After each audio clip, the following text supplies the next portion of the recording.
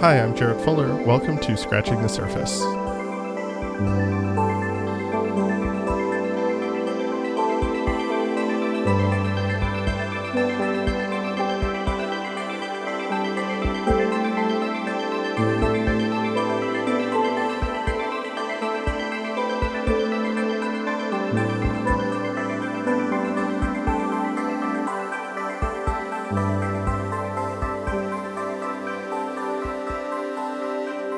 The MIT Technology Review's recent design issue opened with a short essay that I really liked called Why the Definition of Design Might Need a Change.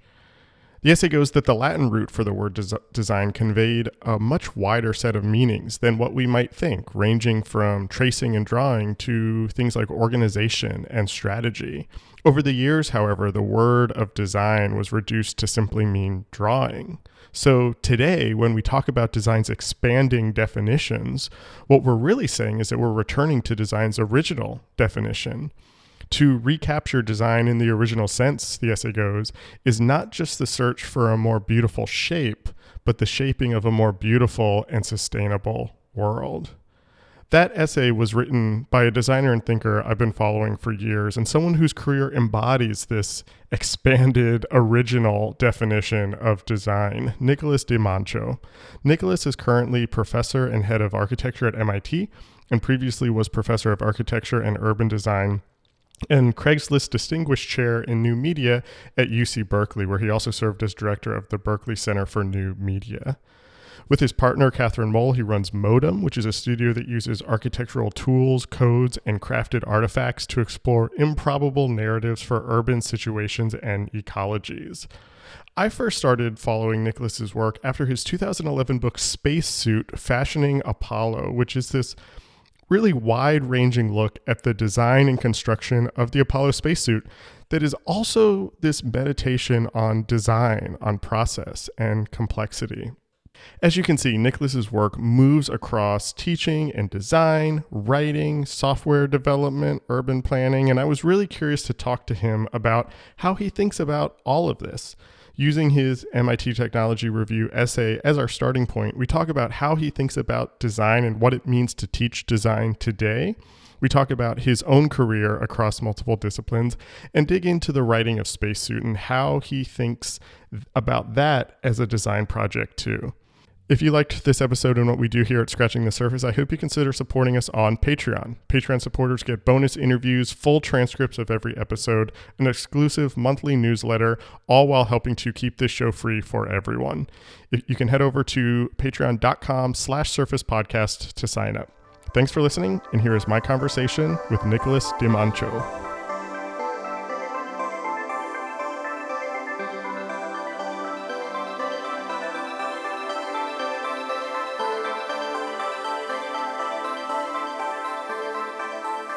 You know, I actually want to start with a short essay that you wrote for the MIT Technology Review back at the beginning of the year for their design issue called Why the Definition of Design Might Need a Change. And in that essay, you sort of look at the history of the word design, and you talk about sort of like the Latin roots of this word had a sort of very broad mandate. It could mean you talk about it meaning things like kind of literal, material like tracing activities. You talk about it like, tactical as in to achieve a goal, organizational as in sort of setting a strategic designation, and that over the years, this has sort of been whittled down to mean something specific. And in some way, we need to sort of go back to this larger view. Can you tell me a little bit about that history and why you think we are in a moment where that we need to sort of think about these new definitions of this word design?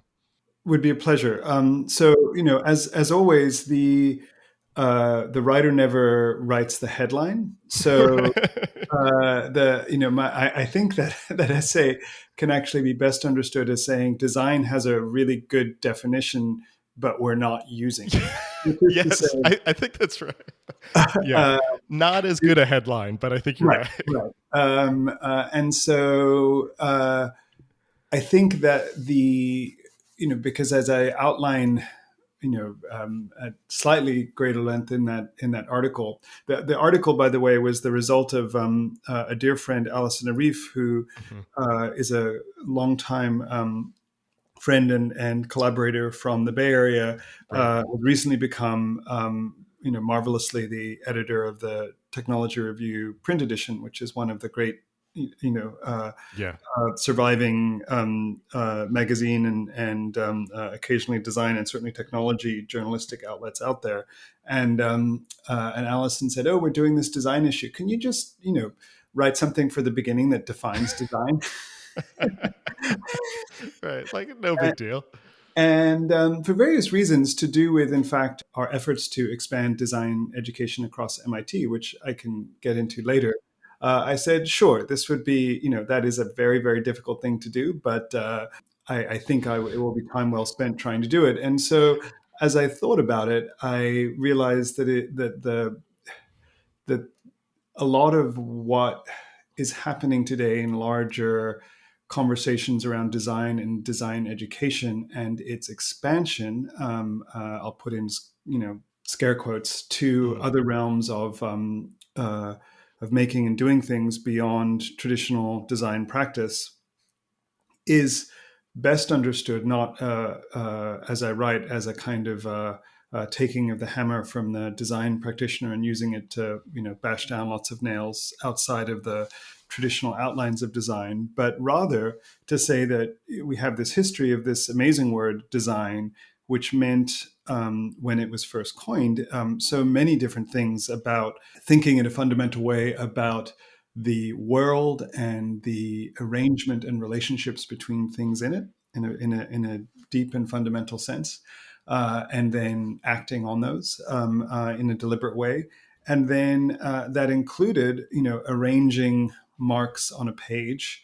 But then a shift happened in the way design's role in society and the economy that I trace in the article, when suddenly the designer became the person making marks on the page, basically organizing a process, particularly of the creation of originally buildings, but then, of course, consumer objects, tracing it back as far as people like Josiah Wedgwood. And the complicity of design as a word and as a practice of delineation with that particular mode of thinking about Right. and arranging things in the world fundamentally has taken over all the others, such that you can have an idea happen in the last decade or two, like quote unquote design thinking, which Yeah. basically says like, hey, let's take this practice of drawing and making Right. graphic relationships and use it, in this radical way to think about rearranging things in the world as a whole, when in fact that's what, Right. no Right. knock against the design thinking people, but that's sort of what it was all along. And it is sort of bringing coals to Newcastle to say, let's take ideas about design which are present and inherent to the practice of thinking about things graphically and drawing as a discipline, but design is so much more than that. And there's a lot to be said about the agency of the relationship between building up relationships and representations of things graphically in order to understand and rearrange them in the world. But that is inherent to the idea of design, and those two activities are intrinsically sympathetic. I wanted to hear you sort of talk about that first, because I think in many ways that is a nice way to think about your work. And it's also a nice way to think about the work that you're doing at MIT. And I love that you brought up sort of the way you're trying to think about design education at MIT, which is sort of where I wanted to take this conversation next, because I'm interested in, when we think about design sort of historically like this, in this sort of expanded mode, can you talk a little bit about how that changes or shifts how we think about what we teach current design students, or how you're sort of thinking about that as head of architecture at MIT? Well, I think one of the most fundamental pieces of it has to do with where we are now historically and ecologically, or Hmm. at least this is for me how it's very much grounded. I think much of our contemporary culture around design is tied up very deeply with a mode of extraction of resources and Mm, production of new things, with the creation of endless piles of stuff that yeah. is both in the ecological sense and in the economic sense and in the social sense unsustainable. At the same time, in a world of increasingly constrained resources, we face unprecedented challenges in terms of both the contribution of the built environment and other sectors of what designers touch to the climate crisis as we're experiencing it, and then also to the vulnerability of particularly cities and communities to its effects. And so, in that context, every action becomes a kind of set of strategic thinking about constrained resources, reminiscent of the last 5 minutes of an episode of MacGyver, as I date myself. Um, but that is design in a fundamental sense, in the broad sense that I introduced it in that article and we've discussed. And therefore, Yeah. in that sense, every education has to become a design education, and Mm, we as design practitioners have to have both a lot of pride in the way in which, at the core of many of our practices, are key insights to such a mode of education, but also a lot of humility, which is to say that there's a lot everywhere else in the world that relates, especially if we accept an expanded notion of design that in some sense originates around our practice, but is certainly not confined to it. And therefore, the what that amounts to at a place as well, I'd say certainly influential as and impactful is the word I'm looking for. As a place as yeah. impactful at MIT is to ensure that every MIT student is in some sense a design student, because every MIT Mm, student is going out into the world and will play some sort of instrumental role, we hope, in the reshaping of society and our economy and our relationship to the natural world that simply has to take place at this moment in history. And so, how we do that becomes itself a design problem on the right. body of the organizational body of the university. I actually really like the way that you phrase that because it sort of echoes back to that earlier idea that you were talking about of sort of, design. I forget the exact phrase you used, design hammering the nails of other disciplines or something like that. And I think, there's this idea of, if we talk about like expanding also to use quotes design, that is somehow colonizing in some way. And Mhm. what you're talking about is giving every student the tools of design, not to colonize but to uh I don't know, democratize, to give this way of thinking to different kind of students across the school. How does that change what it means to be an architecture student? That, to like go back to the core or to the department. Mhm. If every student is getting a design education, what does an architecture student, and I'm not, that sounds Oh no, it's a critical, but I'm really curious sort of how you then think about, those definitions.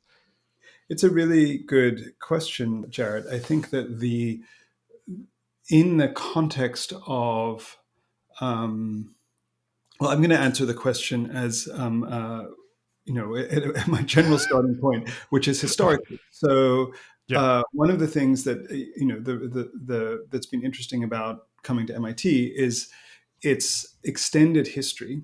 Hmm. It's the as the first. Certainly, we graduated the first professional architecture student in North America. Although props to the University of Illinois at Champaign-Urbana, which was essentially doing the same thing at the same time. So I'm not going to get into that fight. But certainly, the often credited as the first or one of the first architecture programs in North America, and one of the four original departments of MIT, Mm, albeit added at the very last minute. And so the notion of one of the things that it's been a pleasure to help my colleagues understand at MIT, across MIT, is how much fundamental ideas of architectural education, like the studio or a set mm, of practitioners from different disciplines coming together around the student's work as a site of encounter versus, say, the lecture hall. These are very fundamental ideas now to all of MIT, which operates in this very sort of creative and kind of hacking oriented way, which to some large degree emerges from the DNA of the development of design culture and design education at MIT across that long history.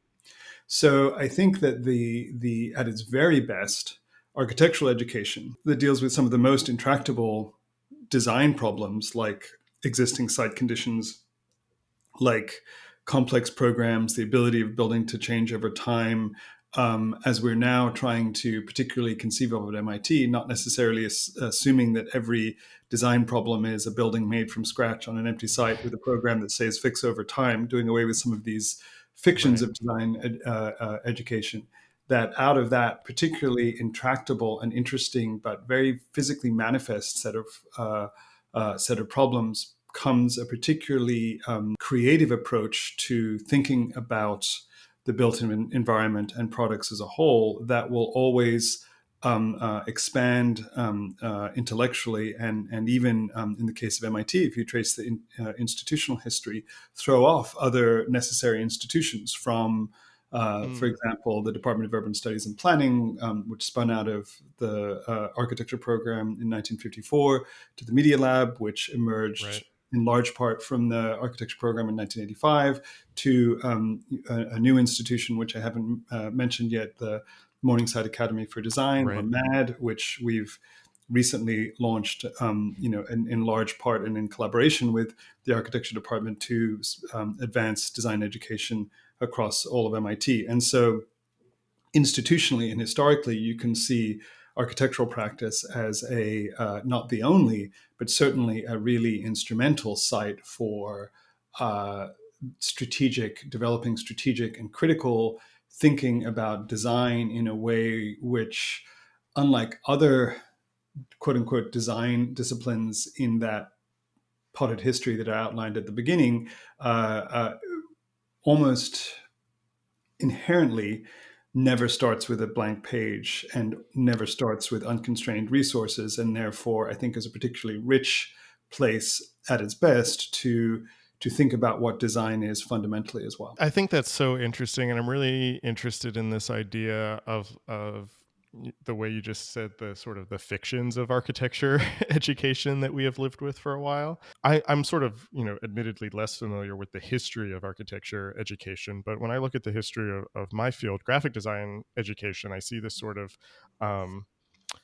there's like constantly new things that are being tacked on to what it means to be a graphic designer and what a graphic design student needs to learn, if you're an undergrad in 4 years. And so, for a long time it was formal. It was the rules of typography, the rules of grids, how to, lead an eye around a page or around a screen. And then there was, then there's sort of, additions of theory and semiotics and sort of identity and sort of layers of meaning. And now there's sort of questions of service design, user experience, interactivity, and all of those are great, but it's sort of it's this sort of scaffolding that just has more and more sort of added on to it. And I'm constantly thinking about, like, what do we keep and what do we move away from? Because we can't just sort of keep adding things on. And so, Mhm. I'm like, do students need to know the difference between an N dash and an M dash anymore? Like, does that still matter? And I'm wondering how you think about that in an architecture context, where it is no longer just this fiction of you build a new building, but you're dealing with pre-existing sites, the climate change, et cetera, et cetera. How do you sort of think about, like, what is still needed? What can we sort of set aside? What are we adding on? How do you think about that evolution? I guess I'll answer the question in a couple of ways. One, at the most basic level, there's a key skill at the core of a design education, which involves being exposed to just enough complexity, or being able to digest an even more complex situation into a manageable level of complexity, and then Mm, be able to represent it to yourself in ways that you have insights about it and can organize the situation um, uh, for the benefit of and in collaboration with everybody involved. And what I just described fits very well with the idea of creating or renovating a building or building a public space, but it also relates very well to other modes of political, social, creative action. So for me, as a personal answer, that skill is at the core of design education, whether it's design more broadly or whether it's an architectural education. Architectural education is also quite interesting because it is a licensed and accredited Right. degree Right. program, and so having just won the lottery of architectural leadership and had to lead my program through the once every 8 years accreditation process at MIT.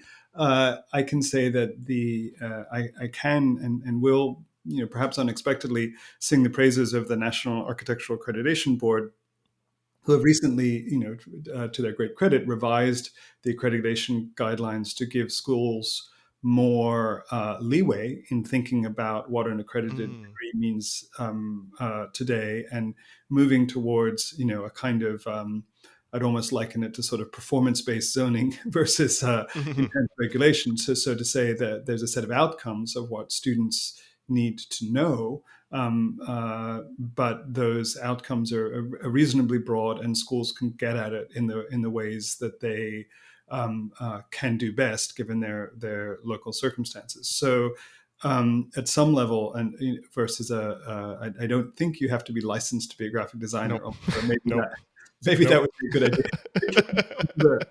What we see in the world, but I think so. The relationship between that kind of licensure is also something that will Right. always define architectural education, but that licensure is particularly interesting because it sort of behooves the program and the student to deal with a lot of realities, which it is certainly the tendency within the academy and within particularly a classic, a kind of, for lack of a better word, sort of Bauhaus inspired modernist Mm. design education, which I Hmm. think, in which Albers and Gropius and a Right. lot of influential figures that helped build design education in this country more broadly, were really all about abstracting from the messy realities of problems, and abstracting Right. Right. to such a level that you developed these fundamental skills in composition, say, that you then brought to bear on the complex reality of the world after a crucial multi-year gestating Right. period Right. of a kind of lack of encounter with it. And I think if that approach was ever appropriate, it is not so much today when politically, socially, and otherwise the world is very present in the studio, and Right. hopefully, given the urgency of a lot of the issues we're dealing with, the studio also needs to be very present in the world, which is not to say that skills like composition and abstraction are not important, but I think we can be more self-conscious and deliberate, in collaborating with our students, and say, now we're going to do this. We're going to do something in a Right. very abstract way to develop this muscle that then we're going to do this other thing with, in a very deliberate way. In preparing for this and thinking about talking to you, I watched a lecture that you gave a couple of years ago, and you had this line in there where you said architecture is not so much a tool or profession of making things as it is a profession of media. And I'm wondering if you could talk about this idea of thinking about architecture as a profession of media, and how Mhm. that maybe relates to these sort of questions that you're asking yourself. Yeah. I mean, I think it's a mediated profession, is how I would Mm. probably correct myself. Okay. Okay. One of the reasons, this goes back to your earlier question about, what is an architectural education in this larger landscape of design. It's also related to the potted history of design itself that we were discussing at the outset, which is to say that at some point in the 13th, 14th, 15th century, given Hmm. the enormous economic advances, of explosion in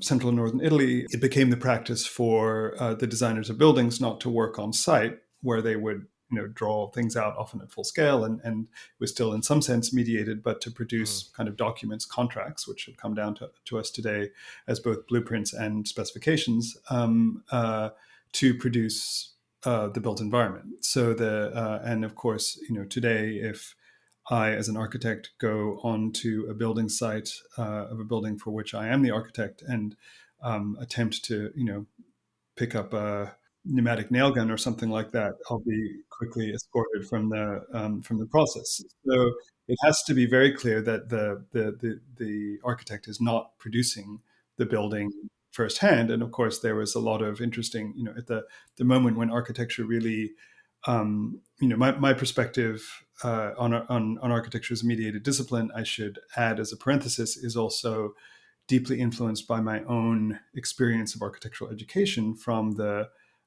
mid '90s to early 2000s, which went from being almost literally in a very anachronistic way, beginning with hand drawing and then going to all the way to animation in the space of just a few years, and surrounded by this anxious penumbra of conversations about the hand versus the computer, which always seemed to me a little bit silly at the time, and I couldn't quite figure out why.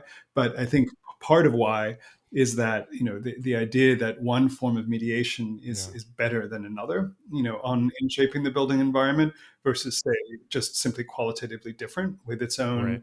own with its own inherent kind of advantages and disadvantages. Media comes from the Latin word for lens, and so any form of media provides greater clarity in the center, like a lens, but distorts at its edges, and therefore, to the extent that different form of media, shape the built environment in different ways, I think the role of media in shaping the built environment through the work of architects is nevertheless fundamental. And so, understanding there was a moment again as digital representation was coming up, where there were a whole set of architects who were very influential on those of my generation, like Hadid and Koolhaas and Liebeskind, potentially even going back to Archigram, who are working on a kind of project of how different modes of representation produced a different kind of inherent flavor to the built environment. So this is not my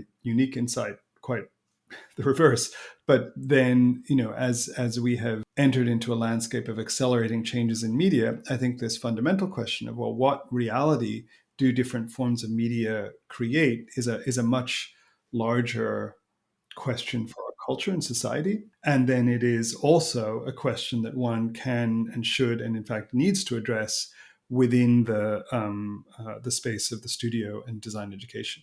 Because the one thing I can guarantee to a architecture student today is that the modes of media by which they are producing building will not be static, and therefore some degree of critical thinking about how a specific kind of mediation produces a specific kind of outcome, collaboration, etc., is, to me, I think, one of the most important tasks of an architectural education, and potentially even a design education today, when you think also about how few of us as designers actually touch the thing that we're making. This is a nice way to actually sort of shift from education to your own work, because the output of your work sort of spans scales and disciplines and media too. You're making books, you're making exhibitions, you are sort of making like software, I guess you could sort of say, working with code and artifacts. You do that independently. You do that with your studio modem with Catherine Mole. I'm interested in sort of how you think about the relationship between sort of like the process and the output. You come from this architectural education that you're talking about. How does that influence the making of a book or the making of a piece of software or the making of an exhibition? Is there something, can you sort of talk about your journey and the move through these different outputs in your work? To me, and then I would stress that much of the work that you're talking about is collaborative, particularly with Catherine, my partner, and but also with others at MIT and elsewhere. What we do and what we think about is moments and creative opportunities to highlight some of the issues that you and I have been talking about, Jarrett, for the last little while, as they come into the making of objects, landscapes, experiences for the body. So I would say one thread that connects all the work is that the threads are visible, which is to say that the kind of making of it, and the line between making, mediation, and experience is always present, because there's a subtle and hopefully not too overbearing pedagogical project to all of the works, to say, you think this is how this is made. Well, this can be made in this other way, or this other kind of mechanism or way of thinking of it can do it in this way. So whether it's at an exhibit design, for example, my partner Catherine and myself did with photographer Catherine Wagner at the Mills Museum a few years ago, for example, the in that case we were looking at a particularly famous or auspicious gallery space at Mills College, where Sophie Kai and others had exhibited it early in their career, and but literally kind of deconstructing it and taking it apart and showing the edges of the drywall of the gallery and its layers of paint, etc. But then doing a set of insertions into it that allowed you to see those the quality of that space in a new way, and still reinforce and return it to the idea of a gallery, which is one of the most highly scripted and mediated architectural environments we can think of. You studied in undergrad and in graduate school architecture. You worked, from what I can gather, in sort of architectural studios. You were at Hopkins Architecture in the 90s, and Diller Scofidio and Renfro in late 90s, I guess. And I'm wondering if you could talk, I hope this question isn't too reductive, but I'm wondering if you could talk a little bit about sort of working in the architecture studio, that sort of early part of your career. How did you make a move, or how did you shift from that type of practice to one where you are, hacking typewriters with Arduinos to make, 40-foot maps? Where did that interest come from to sort of expand what you could do or shift what you could do? And then how did you start to sort of, move from one practice to the other? I mean, I think, I worked for, I'd say, three experiences in practice were deeply influential. My first job in London was actually at what was then basically the London office of Davis Bertie Bond, and working with architects like Max Bond earlier in my career were very influential on how I saw architecture as a larger social, but also design practice. And then I'd say then I worked relatively briefly, but very influentially, for Michael and Patty Hopkins, and in a way that I really had a lot to do with the making of objects. Actually, I probably shouldn't reveal the gossip, but in the internal slang of the firm, Bracken House, which was a famous and influential Michael Hopkins building, we all called it Bracket House, because it was just, everything was attached to everything else in this way that was kind of this massively and beautifully superfluous, but really lent into, in the kind of classic high-tech way, the logic of attachment and assembly. Really involved treating all of those buildings like full-scale models and prototypes of, like, really thinking about just how everything was assembled as a mode of as a way to create an architectural language.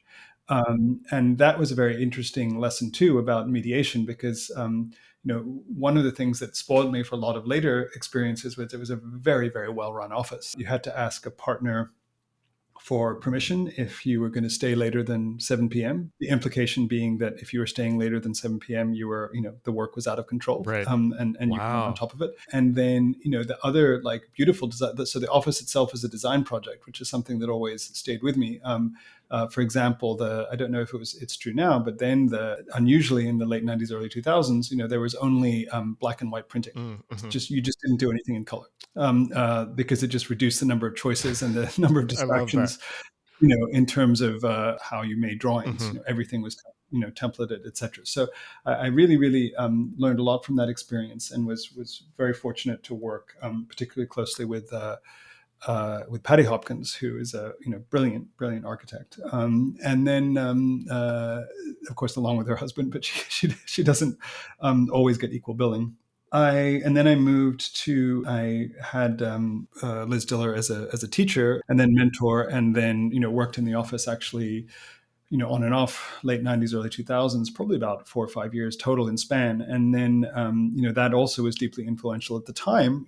I was working on things that ranged very precisely, given the pivot point in that the practice was in at the time, from installations in museums, theatrical performances. I'd also done set design as an undergraduate, so it was, kind of Oh, logical. okay. And then, the beginnings of buildings, projects like the Brasserie and the Bloor Building, beginning of the ICA, things like that that were in the office at the time. So it was a fascinating, if slightly exhausting moment in terms of the practice. And I learned an enormous amount of it. But I think what I learned in particular was that the intersection between ideas and making was where I wanted to be. But then I was also interested in how I could explore ideas that were, my own, even if it involved, being in a slightly less stratospheric trajectory. That Right. I was, particularly interested in figuring out how I could do that. And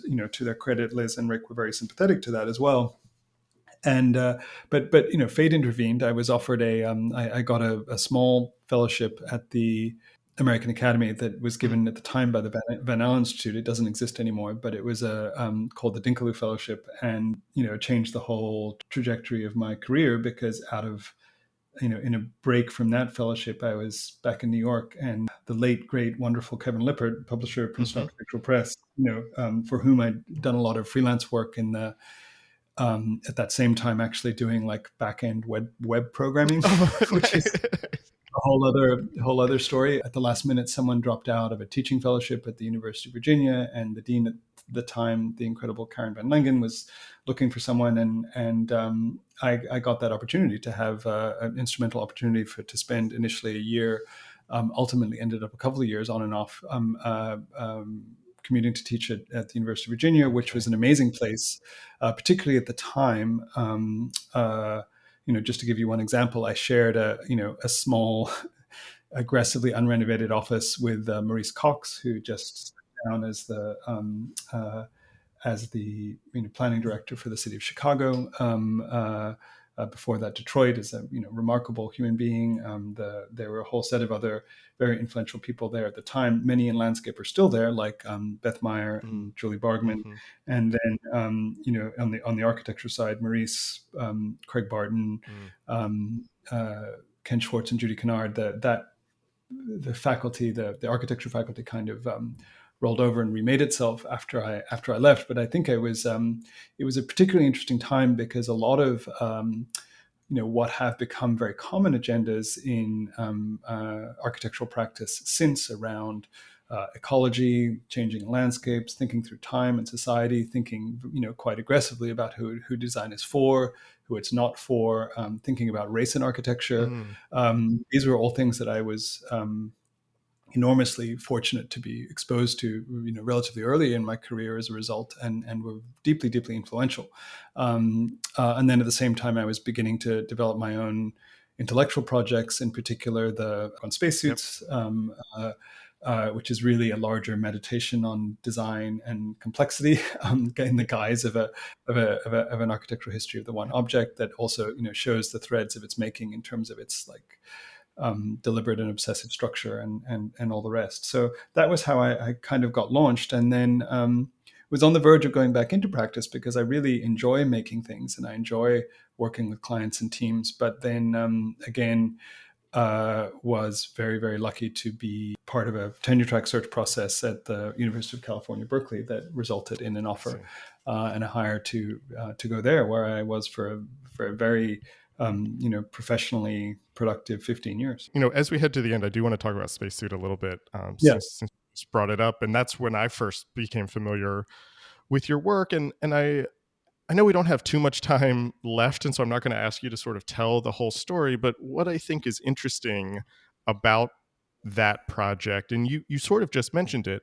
is that This is a book that is about sort of the history of the spacesuit, why it is a sort of soft and pillowy structure with 21 layers as opposed to a, sort of firm, hard structure that was also in development. But what's interesting to me about the book is that it is about that, but it is also about architecture. It's about systems. It's about fashion. It's about politics. It's about technology. You've described it as the conflict between the systems engineering approach on one hand and the logic of the body and the logic of cities on the other. I'm wondering sort of how you realized that this single object could be a lens through which you could explore all of these other things that you were interested in: architecture, systems, fashion. Sort of how did you sort of come to look at this object as something that could illuminate all these other things? Well, I think the sort of embarrassing but humbly true resource is that anything can be used to explore everything. Mm. It's the Right. nature of the world that we didn't get to talk about. I realize the pathologies of the architecture profession, which maybe is the best, but they're manifold. But one of the pathologies of the university is to organize things that exist out in the world, beautifully interconnected, Mm.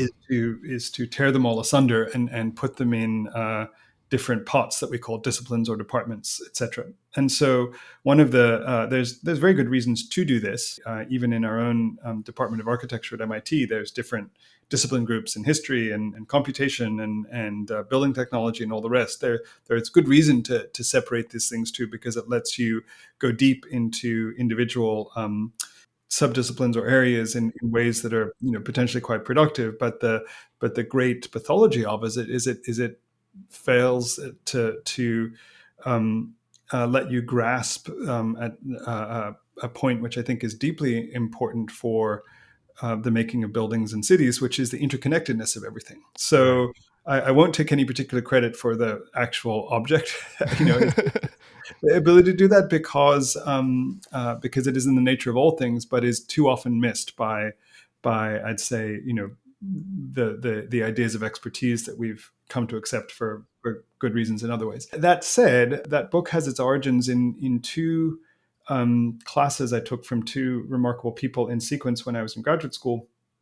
The first was a class from Alessandro Ponte on the desert, which has remained a preoccupation for the reasons that Rainer Banham in his great book on the desert laid out, which is that when in an environment where nothing ostensibly exists, otherwise it wouldn't be desert. Right. Everything is possible, or anything is possible. And Banham also says later in that book that we learn the most about architecture at its extremes or at its edges. And so that really stayed with me as particularly as the circumstances that we're in globally edge Uh-huh. towards greater extremes. I think it's a particularly important point.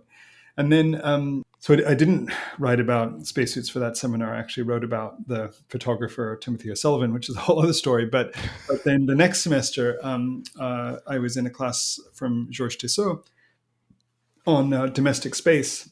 And I tried to think through what the very edge of domestic space was, or what domestic space was Mm. in the desert, and this kind of line between intimacy and the world, which teaches us a lot about our own fragility, but also the nature of architecture itself. Right. And started looking into this story of the spacesuit, and got so confused by all the different layers and connections in the story that I literally, for the end of that academic semester, I didn't hand in a single paper. I handed in 21 one-page papers on different topics Okay. that all related to it. And then Yeah. because of other work that related to my graduate thesis, to make a long story short, I was uh, spending time only a year or two later, or a couple of years later, I suppose, when after I'd started teaching at the Santa Fe Institute in New Mexico, and kind of pulled this project out as a way to think Mm. more broadly about the relationship, in particular, between complexity, evolution, and design, which was what I was attempting to think about there. And it seemed like a good enough vessel, and one of, in fact, the lessons of evolution for design and Yeah. indeed for design itself is that the repurposing or remaking is a very key action in a design process. And so I sort of repurposed that structure of the term paper, and broadened it, and Yeah. Yeah. 9 years later the book was published. Yeah.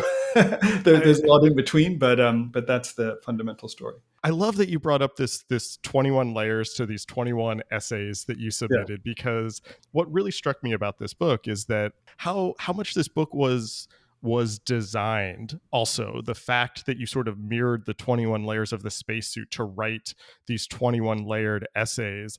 And I'm wondering if you could just talk about how you think about writing as a type of design project, sort of how you sort of took this object and use that to help structure the writing of it Mhm. itself. Can you talk to me just a little bit about, sort of developing that structure and thinking about the writing almost as a design process?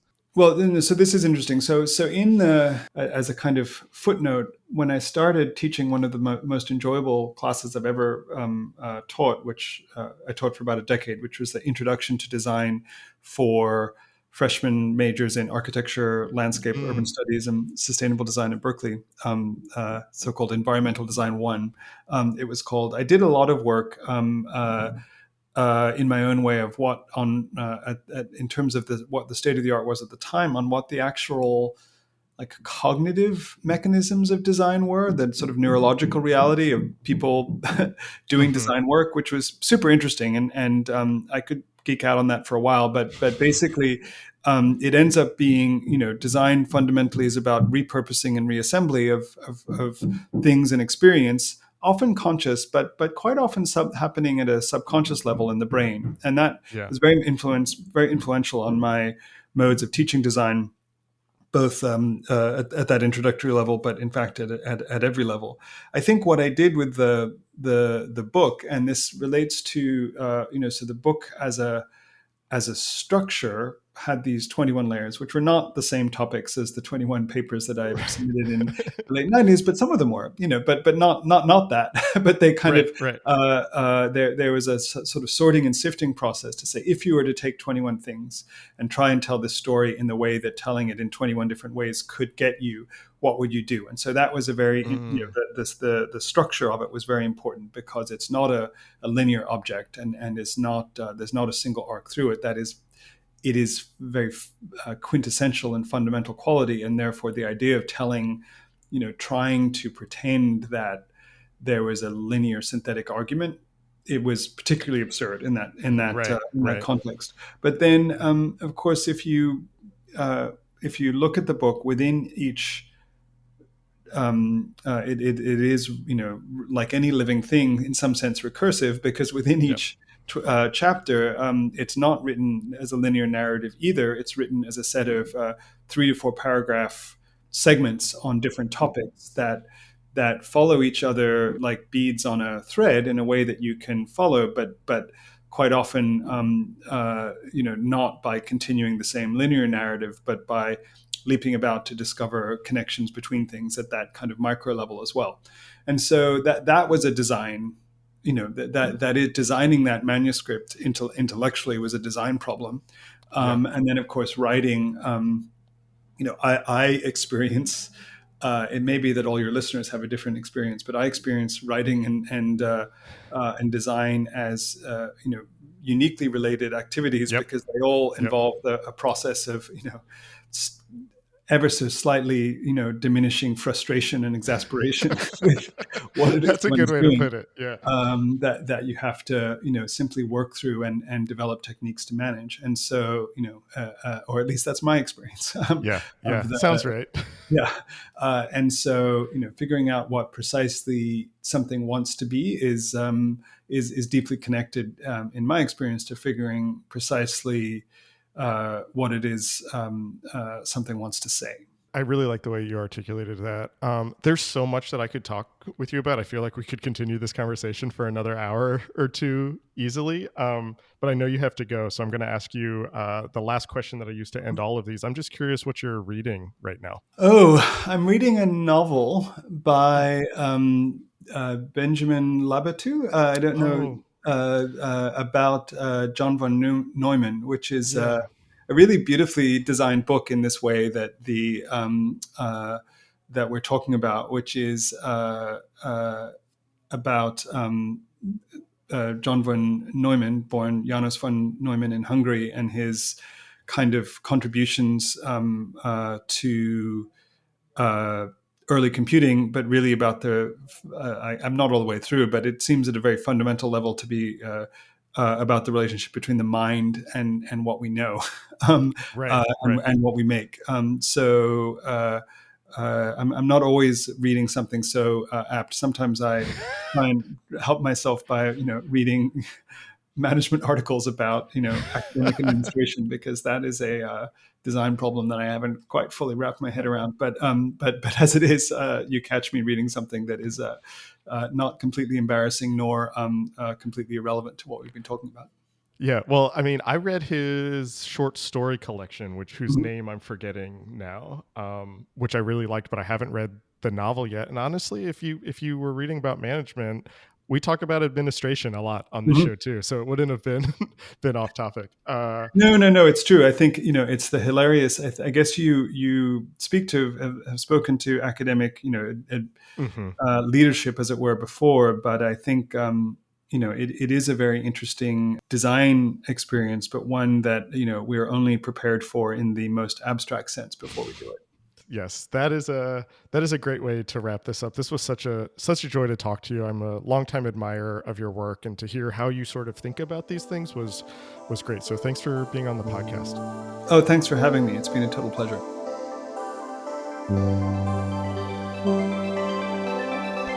That was my conversation with Nicholas de Monchaux. Our theme music is by Jeremiah Chu. The show is and always will be free thanks to the generosity of our Patreon supporters. If you like what we're doing, I hope you consider supporting us and get some bonus content each month. You can follow us across social media at Surface Podcast. You can listen to all of our previous episodes wherever you get your podcasts and at scratchingthesurface.fm. Thanks for listening.